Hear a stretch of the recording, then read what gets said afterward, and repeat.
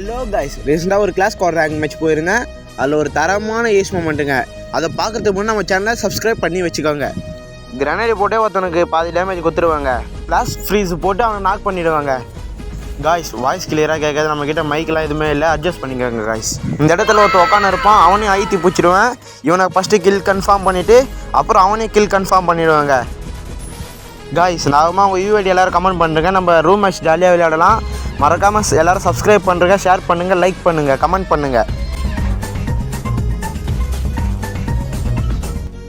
எனக்கு ஆப்போசிட்டில் இருக்கிற நல்ல டேமேஜ் வாங்குவான். அவங்ககிட்ட என் டீம்மேட் நாக் ஆகிடுவான். எனக்கும் ஹெல்த்து கம்மியாக இருக்குங்க.